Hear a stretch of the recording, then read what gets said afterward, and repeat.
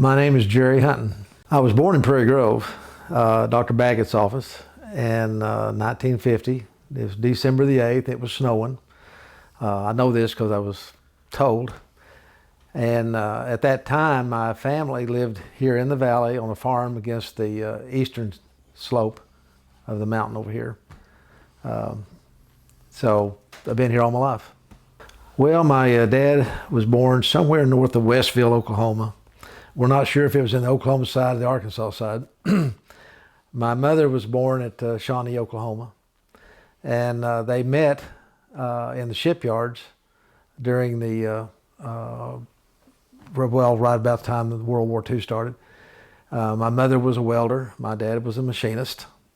And prior to being a machinist in the shipyards, my dad had worked in the forest industry up in Oregon and California. But that was the days when the Arkies and the Okies was headed to California to try to make a living, because things here was pretty dire coming out of the Depression, during the Depression. So, but they were like many people here in this part of the country. They headed to the West Coast to find work. Yeah, my mother was like Rosie the Riveter, in that she was one of the many women who built Liberty ships, who carried troops over and back from Europe. And I remember her telling me stories about when some of the ships came back, there were bloodstains on the ships where they had been attacked by aircraft and people had been shot. So it was wasn't probably a real pleasant deal, but it was part of the war effort.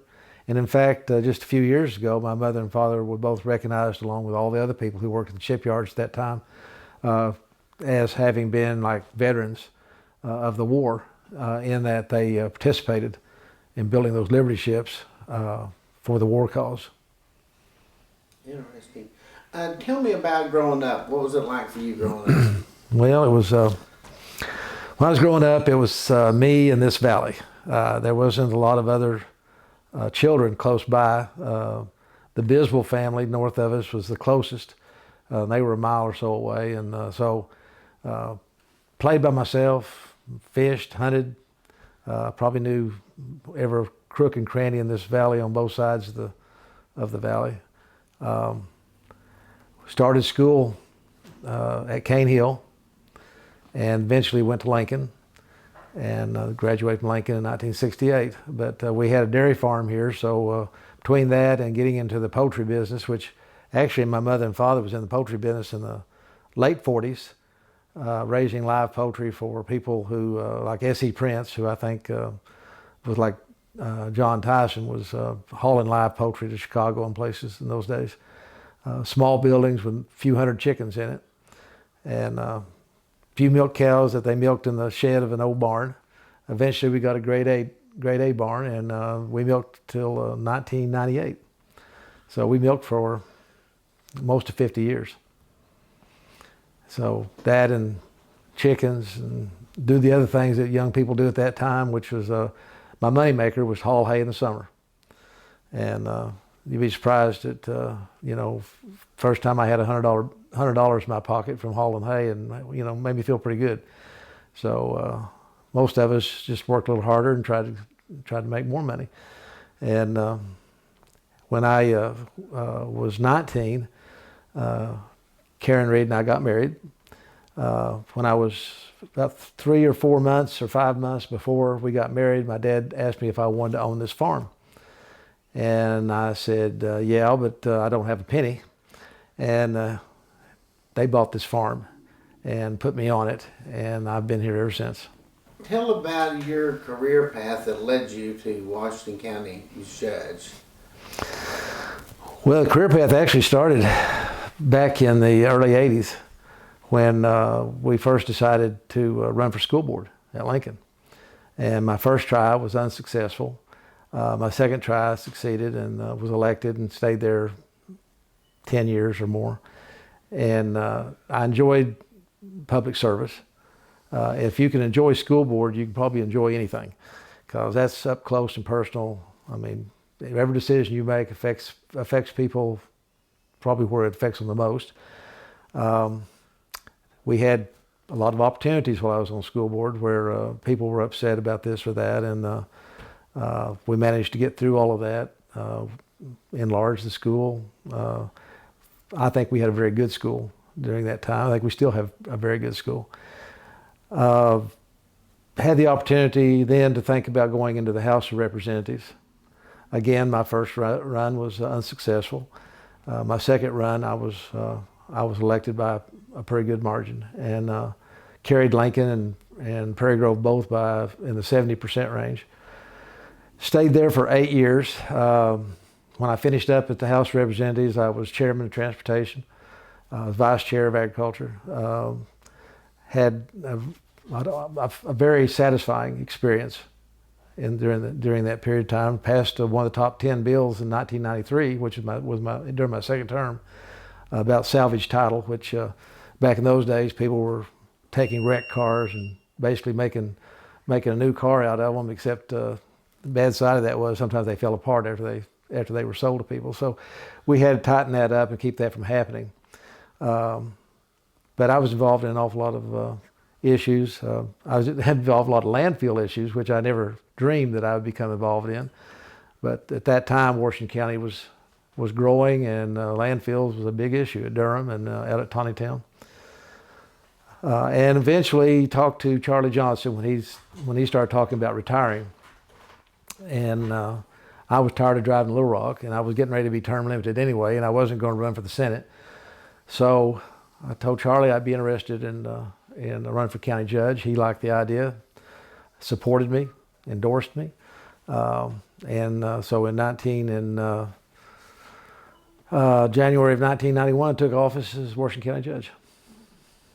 Well, my first opponent was Ralph Hudson. He was a JP member, and we had a pretty good race. One thing about the races I was involved in, I really tried to keep these races where they ought to be, and positive. I know when I ran against Doyle Baker for representative, that he and I would sit at a lot of pie suppers, and we would sit there and eat our pie together and visit during the time we weren't giving a speech or something, and became friends. So I really tried to keep it positive. Never tried to embarrass or otherwise demean my opponent. I felt like I needed to be able to sleep at night once the elections were taken care of, and once, if I was elected, I'd be in office. I didn't want to always have to be wondering how I got there. So I count people like Doyle Baker and Ralph Hudson and people like that as people who are still I'm friendly with. I don't ever see them hardly, but I'm friendly with them. And so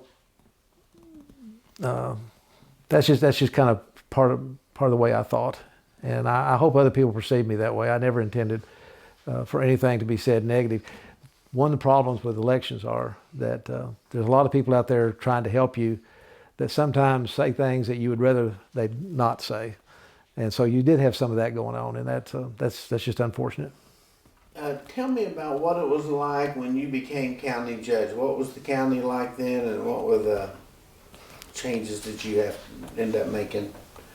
When I became county judge, I had, it was a learning experience from the get-go. I'd been in Little Rock for 8 years, so I had a pretty good idea about government.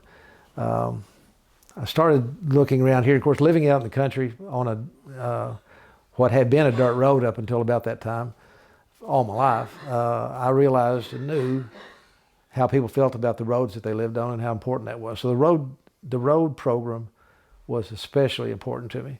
But at the same time, I wanted to go in and I wanted to take care of the county employees, because if you've got a happy employee base, things just really work a lot better. I want to be proud of working for the county, whether you was a sheriff's deputy or whether you was a road department employee or whether you worked in an office in the courthouse. I wanted you to be proud that you were an employee of Washington County. My door was always open to anybody and everybody. I had a rule that if somebody called me, I really tried my best to return that call before the sun set that day. That was just a rule I had, and I wasn't always successful doing that because of circumstance, but most of the time I was able to do that. But it was interesting because the first week or so I was on the job, I had a lot of the road department employees that had issues.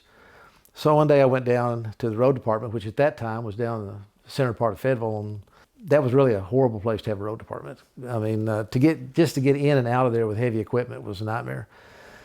It was run down. It wasn't large enough. The buildings were not in very good shape. They'd made do for a long time, but they were due some improvement.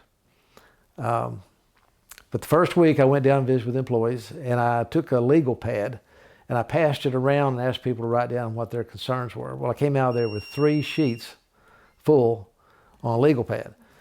And my goal was to, as quickly as possible, satisfy every one of those issues. And we did, in relatively short order. I would say within a few months, we were able to correct most of those issues. Plus, we started planning for the road department to be moved south. And that's where I have to give Charlie Johnson a lot of credit. He had bought that land down in the south part of Fayetteville with the idea of that be a place for Washington County to move to. And it's funny because my first trip down there, I noticed they were a terrible wet area and that people were not going to build in a swamp. Well, it turns out that swamp was man-made. They had some pipe down there that had sprung leaks and hadn't been addressed and had sat there, and water had spilled out of those pipes for years, and it was a swamp. We got that corrected, and we were able to build a road department and a jail and other things on that south property. But we could never have done that. Charlie hadn't purchased that property in the first place. So I give him that credit that he knew that had to move from the old place down there in the center part of Fayetteville. And I'm proud that we were able to build that new shop in a year where we did not have to go ask for more money. We took it out of our road department budget. We continued to do our road work. We built that thing, and we didn't have to ask anybody for help. So I'm really, really proud of that. The men worked so hard doing different things to help with that. And just to have a 25,000 foot shop area where we could run a tractor with a brush hog in there, or we could run a D6 dozer in there on top of concrete that was a foot thick that wouldn't crack, had overhead hoists. I mean, the guys would just look at that. I'd go in there at times and they'd just be looking at that shop like, wow, don't believe this. And so I'm real proud. But that, like I said, that was just not just my deal. That was Charlie's deal too. How important is the road department to the people in the county? Extremely important. If you look at the road department in relationship to Washington County, 2/3 of the voters live in cities. Okay, so you take 2/3 of the voters out of the equation real quick. But that other third of people live on a county road. They live on a dirt road or they live on a highway, and hopefully more of them get to live on a highway as time goes by. We probably, the time I was in office, I'm guessing we built 100 to 120 miles of paved road, new paved road. In fact, I had one opportunity where we built a virgin new road up the side of a mountain north of Lincoln to take traffic off of Wildcat Holler, that hill there that has a turn right at the very top of it, that if there's any ice, you're not going to make that turn. So it's still steep, but it's a whole lot better than it was. But the right-of-way, keep the right-of-ways clean, keeping potholes filled, coming in and chip and sealing on top of whether it's chip and seal or blacktop, and keeping the water out of the road and keeping it from cracking the road. Our roads were in good shape when I left office, very good shape. And that was, to me, that was my signature program was the road program. People were pretty satisfied. And we even had a deal that was ended in the next administration, but we would actually crush and sell gravel at our cost to people who lived on residential drives, which were not fully maintained by the county. But this would allow them to put gravel on their roads, and we could come in and spread the gravel for them with a grader, It's just that we didn't maintain the roads on a regular basis. So we were able to help them whether they lived on a residential drive or whether they lived on a fully maintained county road. And people were very happy with that. They could buy for $100, they could buy a $250 load of gravel. So yeah, they would jump at that opportunity, and it would keep our budget balanced. And so we didn't feel the pinch, and we were helping all of our taxpayers. So yeah, the road department is very important to the people of Washington County. Talk about the leadership down there first, the historical leadership, and then the changes you made over the years. Bill DeVault and Jim Brink was the assistant and the road superintendent in that order, and they had a lot of experience. One of the changes that I made with Jim Brink, he had been delegated to make an awful lot of political decisions about what road got paved. And I felt like that he didn't need that responsibility. You know, he wasn't working and going home at night wanting to be criticized by the people about decisions he made. You know, if he could run the road department and go home at night and feel good about whether they got the work done that day or not, that was what he needed to be worried about. So I started taking on all of the political decision making. Left Jim to take care of the road department, and Bill was his support. Bill took care of the shop and helped Bill out on the roads too. And they were there with me for the first couple years. And then Bill stayed, but Jim retired. And I brought in Frankie Ditmar. Now, actually, I brought in Frankie at the very beginning because I knew Jim was getting close to retirement, and I knew that was one of those jobs that you weren't going to just be able to see one walk out the door and a new one walk in and he was going to be ready to go. I needed somebody that was in a training mode for quite a long time. So that's what we did. I remember Frankie was a grader operator, and I called him up and said, would you come out to my house and visit with me? And he came out here, and I said, you know, how would you feel about eventually being the road superintendent?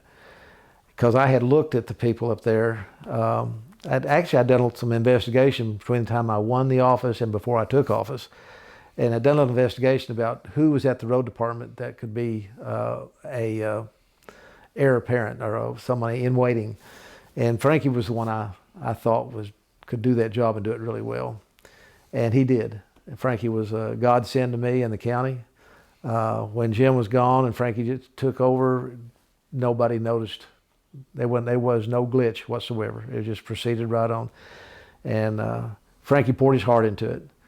And unfortunately for me, my last 2 years, I had to go without Frankie because Frankie got to the point where he wanted to retire himself, and he did. And I wish he'd have stayed the last couple of years with me. But at that time, we moved a couple other people into those offices, and they went on to serve Maryland when she became county judge. But so I owe both Jim Brink and Bill DeVault, and then Frankie Ditmar I know, and Sean Schrum, who came in there and helped a lot too. I owe these guys a lot. They made, good employees make you look good. Well, I had good employees, and so therefore, if I looked good, it was because of them. How important was that move to the new courthouse? Well, it was it's kind of in process. I think Charlie's first office was on the second floor, and it was sandwiched between the assessor and collector, I guess. And it was kind of like, we called it a broom closet office. I mean, it was just a little tiny office back there that had basically 3 rooms, I think. It had the secretary, and it had Roger and Charlie in it. And that's where we stayed. The reason we didn't go to the 5th floor immediately was because Transmontane, I believe it was, had that thing leased. And we were able to, in the first year, we were able to take that 5th floor back for the county. I felt like that the county judge's office needed to be high profile. It needed to be seen by the public as an important office, because it was. Lots of people were pouring lots of tax dollars into this county. They wanted to feel like that their money was being utilized properly. And I think it's hard to do if you're working out of a broom closet office.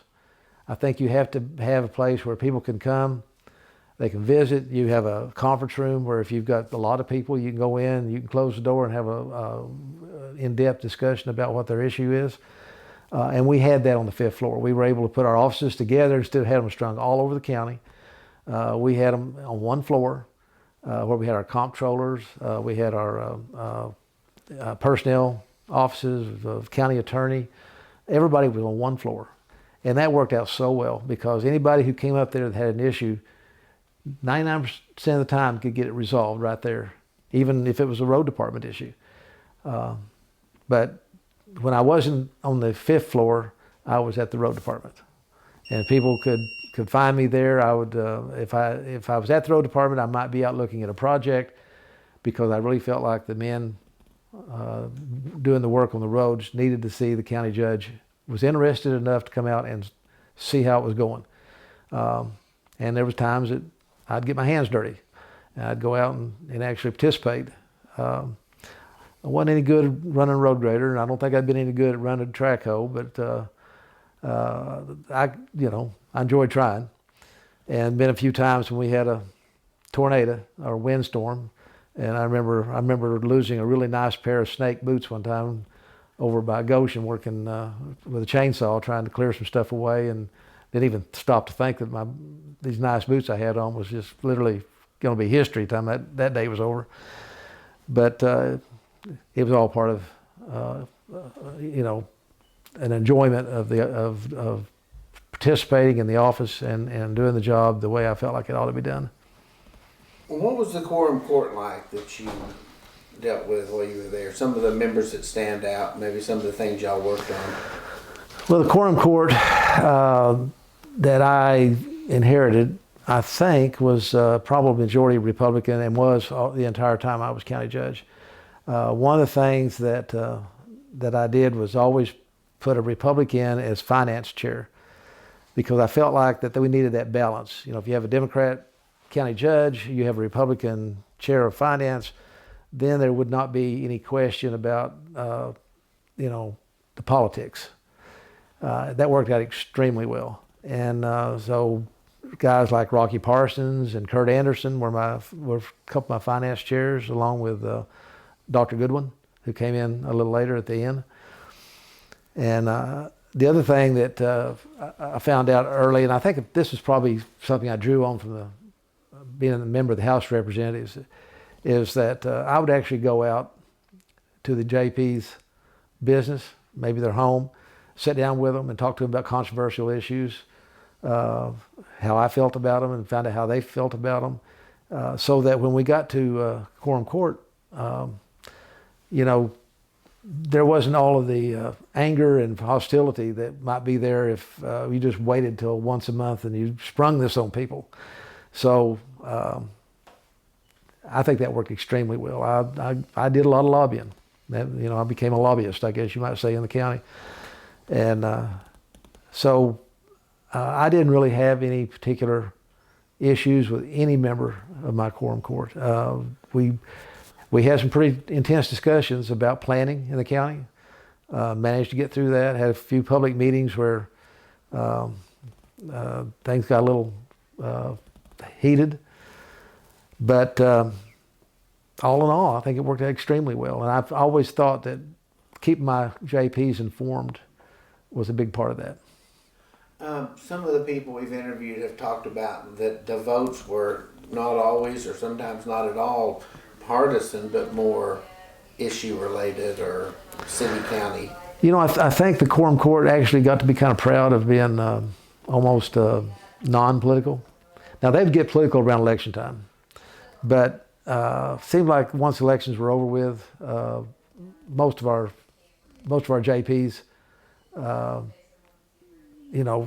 felt like that the issues were more important than the politics.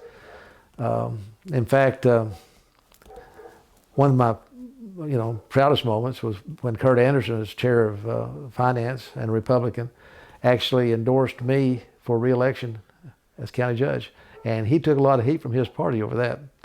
So I don't know too many times that's happened in the history of politics. Which race was that? That would have been probably the one I ran against Jeff Williams. And that would have been my third term, I think. So, like I said, he took a lot of heat. And talk about some of your support staff, George Butler, others, your chief of staff.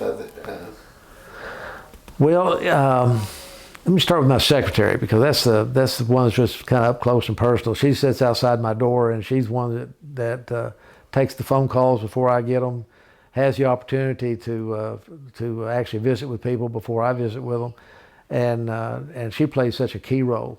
She was kind of like an assistant chief of staff more than a secretary. So Virginia Abel had been Charlie Johnson's secretary for, I'm not sure if it was his entire 20 years he was in office, but most of his 20 years. I remember seeing Virginia when I was just a citizen walking in with a problem at the Old Courthouse, and the first person you talk to would be Virginia. So when I took office, she was thinking about retiring. So I took her across the street when there used to be an old restaurant right across the street from the new courthouse, bought her lunch and asked her to stay and work for me, and she agreed. And that's one of the best moves I made, period. Now, along with Virginia, I had Karen Beeks, was kind of a quorum court person. She was the one that took care of all the quorum court records and meetings and agendas and minutes and all that. And she was also very, very good at her job. And so between Virginia and Karen, they kept a lot of issues off my back by solving the issues before they ever got to me. John Gibson, when I made him chief of staff, in fact, when I took office, I hired one person. I fired nobody and hired one person, and that was John Gibson. And I knew John when I was in the legislature. He was down there lobbying for fire departments. And I thought to myself, one person I really need in here is somebody that's really familiar with EMS and the fire departments. And John filled that role perfectly. And I wasn't really looking past that when I hired John. I was looking really at the EMS and the fire department. But he learned very quickly. And his history was that he'd worked for IGA for many years, met the public there, which I think is really what was his best learning experience, was the fact he just met the public day in and day out.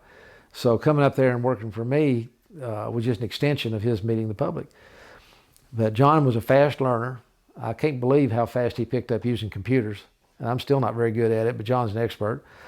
And John and I still see each other pretty often. We're right now I'm the president of Area Agency on Aging out of Harrison, Arkansas, and John is on the board of directors with me. So every couple months we have a meeting. I'll call John up and pick him up, and we'll go to Harrison. But John was, he took care of a lot of the issues surrounding the fire departments, which people in the rural areas don't realize just how big a deal rural fire departments are. That's huge. The state of Arkansas has like 900 and something fire departments. And I remember telling people when I was a legislator that, those fire departments, if they could ever get together on a single issue, could probably get anything in the world passed. But so in Washington County, those three people, and then George Butler, my county attorney. When I went to in the county judge's office, we had a half-time county attorney. He was not a full-time employee. So whenever quorum court meetings would come along, George was always having to kind of play catch-up for his private practice to get ready for the quorum court meeting. And one day I said to him, would you be interested in being full-time? Because we had, the Amendment 59 lawsuit was on the table when I came into office. That was huge. And I needed a full-time county attorney to working on that lawsuit. And so we went to the quorum court, got him made into a full-time position. And then he started basically doing only county law, which eventually he became, in my opinion, the best county attorney in the state of Arkansas. Other counties and people like Mike Rainwater from Little Rock would actually be calling George up, asking him his opinion on county law. And George was one of those people that I'd go to. He'd tell me his opinion, and I might argue with him, but I always listened to his opinion and always followed his advice. I thought if I could sway him, then that meant that he was a little uncertain maybe about exactly what the law said. But normally he was pretty adamant, and when I saw that he was adamant, then I followed his advice. And he became, all these people were confidants. And, and having that quality of people to be able to discuss issues with just solidified the decision-making process. And probably the last person of that inner group that was really important in the beginning was Boyd Darling at Comptroller, because he handled the money.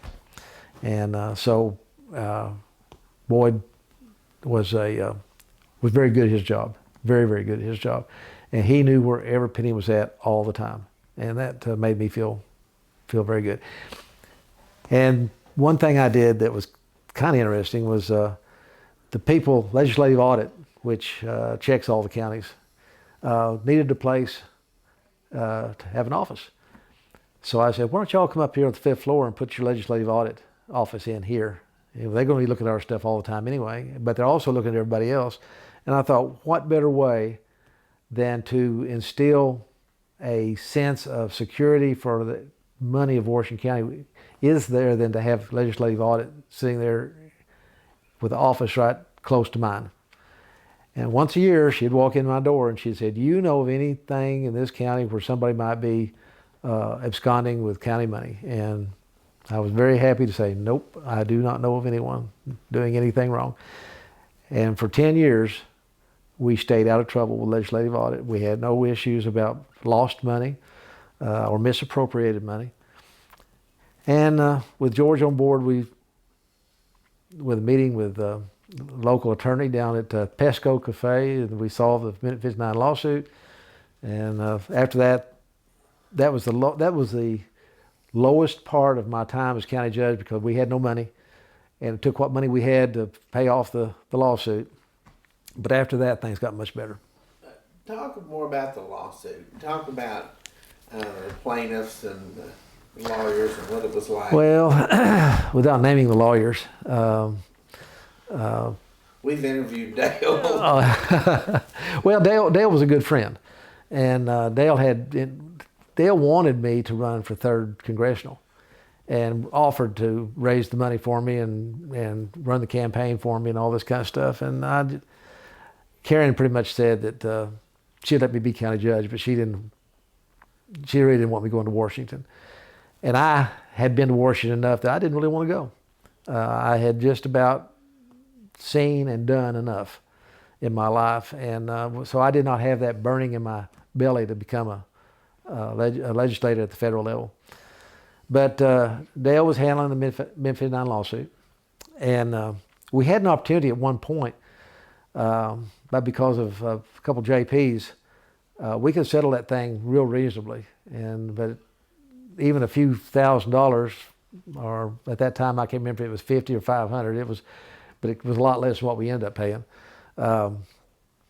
They just wouldn't settle, and so when it got bigger, then the mood on the court changed, and it was like, let's get this thing solved.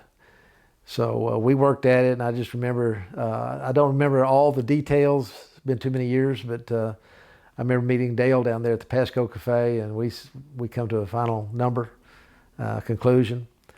And then when we were actually making refunds to the taxpayers, because this was a case where they was wrongfully taxed, and it was not during my administration.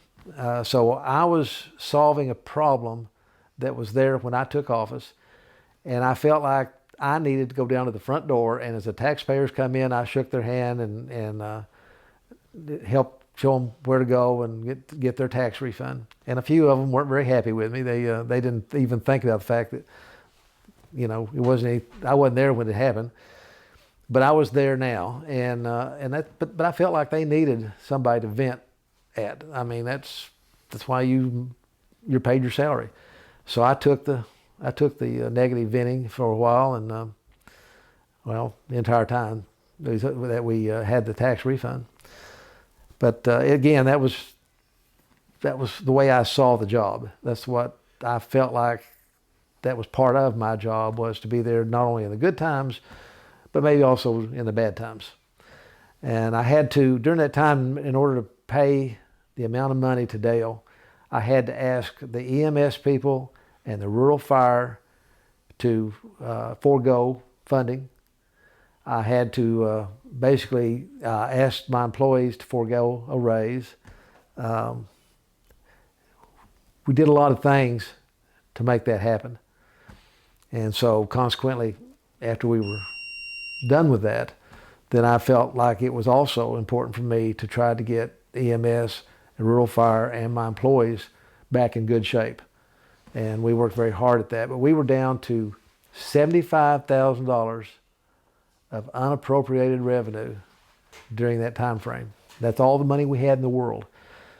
And when we finished up that year, we had $75,000. Everybody stuck to their budgets, and nobody had to have anything, and we made it work. And you compare that 75,000 at that point in my career, that's probably at the end of the first 2 years or 3 years. And then at the end of my 10th year as county judge, we had $18 million set aside above all the budget for the county. So had some good years, but I had an awful lot of good people that made things work. What are some of the things that stand out in your memory over that decade? You did a lot of things, there were a lot of issues, but what are some of the things that stand out? Well, building the road department, that was fun. It was very satisfying. Satisfying to see all of these guys that work for the county finally have someplace they could be proud of. Someplace where they could do their work safely and get an awful lot of work done for the county. Then we started work on the old courthouse first time.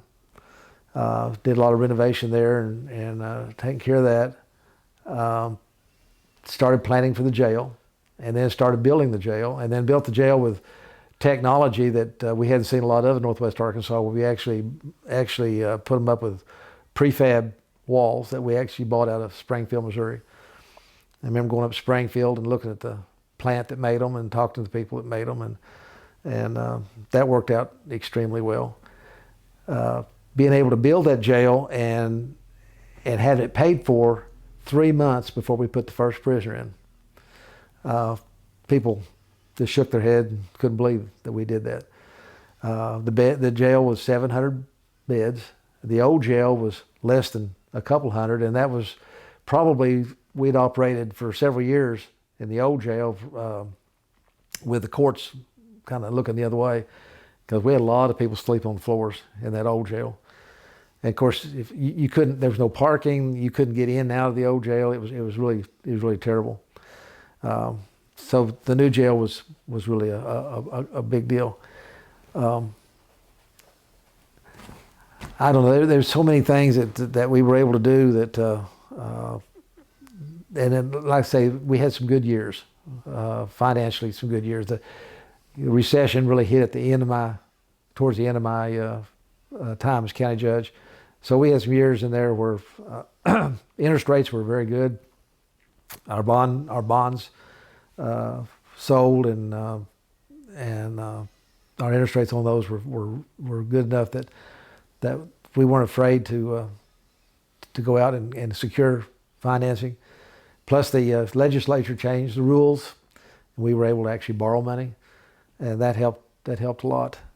I made a deal with Komatsu on some graders, where we bought their graders, and they were wanting to get graders into the private construction people's hands. But the way to do that, they wanted some used graders that they could sell at a lower price.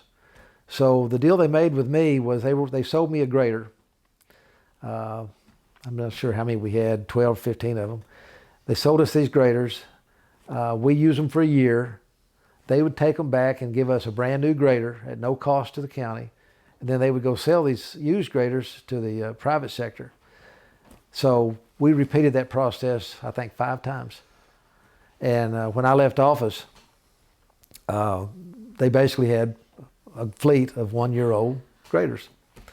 And I remember telling the quorum court that the money that we had saved, basically my being judged didn't cost them anything compared with the money they saved with just the graders, and in those 10 years. So we were pretty happy with with issues like that. But we also, speaking of the equipment at the road department, we were able to take a lot of old used equipment, and by the time I left office, we had mostly new or almost new equipment, from the pickup trucks people drove to the graders, to the bulldozers, track hoes, you name it. We had good equipment, and I remember telling someone that the road department was in good enough shape. It was like an anvil; you couldn't tear it up. Maybe I was wrong. Jerry, you were involved in a lot of boards that were kind of regional in nature, that where you had the 2 counties and other organizations working together on stuff. Can you talk about that, or how important you think that regionalism is? Well, it's always important to have a coalition where you can do things together. Usually it saves you money, saves you time. I know they just opened up the crisis center at Washington Regional, in the old the building I set aside for emergency management, for people who did not need to go to jail, people who had mental issues and needed a place for a day or two to get back where they needed to be. But we had started talking about that, I think, my first year as county judge, and Charlie Johnson probably talked about it when he was county judge. But we had tried to find a coalition there between Washington and Benton County for mental health, and we worked hard at that. But we had a very difficult time getting started. We had transit issues. That was usually 2 or 3 counties, 4 counties maybe. I think Carroll, Madison, Benton, and Washington was in the first group that was there, and I was chairman of that for a long time.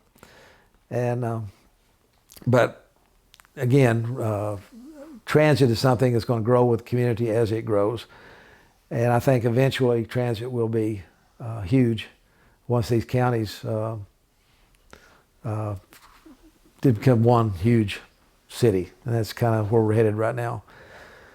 Our waste management, which that was about a 4-county effort, got all the way down to where each county started taking care of their own, and now Washington County has its situation like we have over here between Lincoln and Prairie Grove, where people can take their trash and then have it taken from there to the landfill. And in Tawnytown, they've grown their landfill to take care of the issues of the region. So yeah, there was a lot of opportunities for coalitions and partnerships. What people need to realize is that it wasn't that many years ago when we were doing pretty well up here, but we were not being recognized as a powerhouse region. Now, between Washington and Benton County, we have 500,000 people. You throw in Sebastian and of course, you'd end up with Crawford and Franklin and Carroll and Madison. We are now maybe the region in Arkansas as far as creation of revenues, creation of jobs, technology. I mean, this area is just totally turned around. When I took office, we were still kind of a rural county. The time I got out of office 10 years later, we had really become a metropolitan county. And we are now more of a metropolitan county than we ever were. So much of the good farmland is now in subdivisions. We still have a strong agricultural presence, but it's not nearly as big as it was before. Places like Valley View, gobbled up 2 or 3 farms there that was nice, big farms, and all of the subdivisions around Farmington and Prairie Grove that's taken in prime farmland. It's just, it's a sign of the times. And farmers, a lot of farmers have been able to reap the rewards because, not too many people make a terrible large amount of money farming, but they usually make it at the end when they sell their farm or convert it to something else. But and sometimes it's hard for people like me as a farmer to not let go of the farming ways, but it's again, it's a sign of the times, and you have to kind of roll with the punches and recognize that this is where we're headed. What were the challenges that you faced in office as you were leaving, maybe that your predecessor and others would face in the future? Obviously the growth and the other things, but... Well, actually, I had announced a year early that I was going to retire. And the reason I announced a year early that I was going to retire was because I felt very good about where the county was at. I felt like I had done all the things that I wanted to do, could do, needed to do.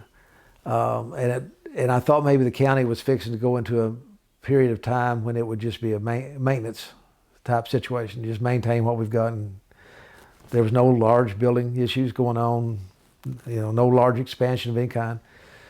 And it was a good time for me to leave because no matter what political job I was in, school board, legislature, county judge, I'd always set a 10-year limit. 10 years on the school board, about 8 years in the legislature, and 10 years as county judge. I thought that was enough time. So I felt good about where the county was at, and to tell you that there was any large issues, I mean, the biggest issue at that time was the parking deck at the courthouse. I mean, that was the biggest issue we had left. I guess the bigger issue eventually became the dog, our animal shelter.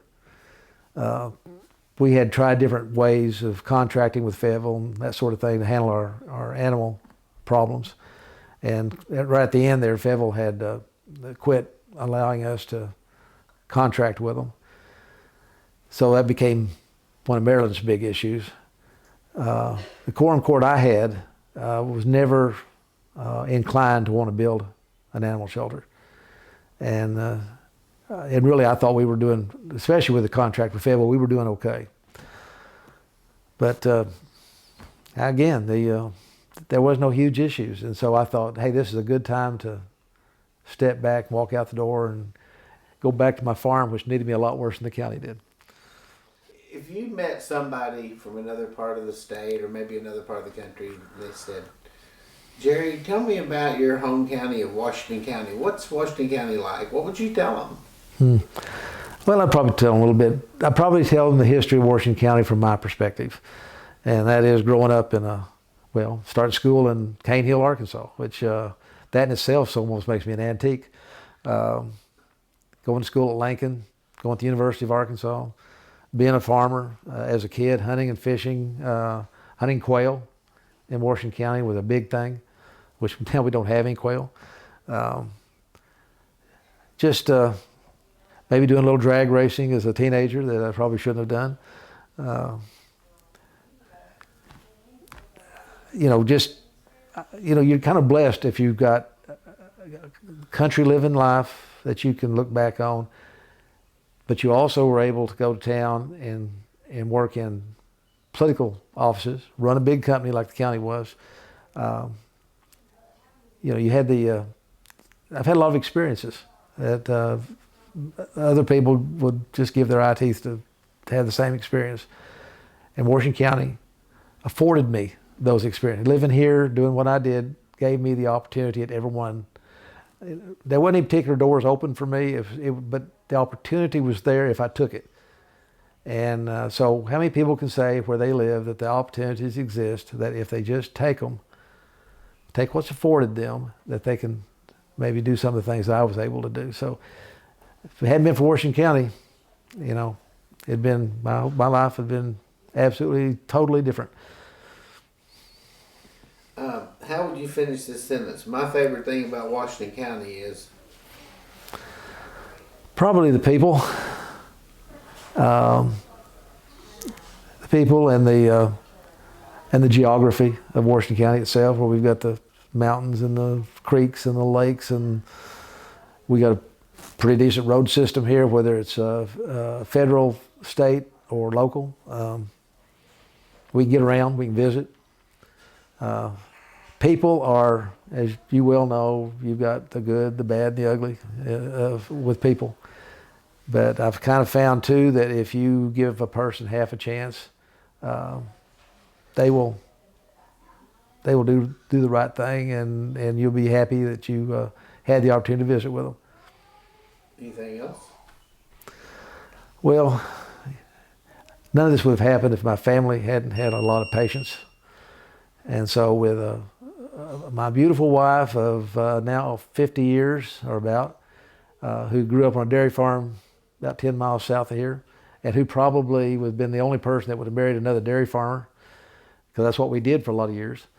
And the fact that we've raised 6 kids, 3 adopted, 3 of our own, have, I'm told, 20 grandkids. I can't keep up with the numbers anymore.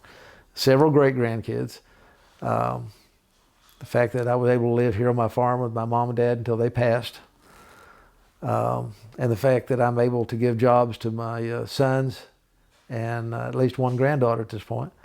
All this stuff is what I'm thankful for, and what made it so satisfying to finish up my political career in the county judge's office, because I was able to do it close to home, my family watching and my family participating.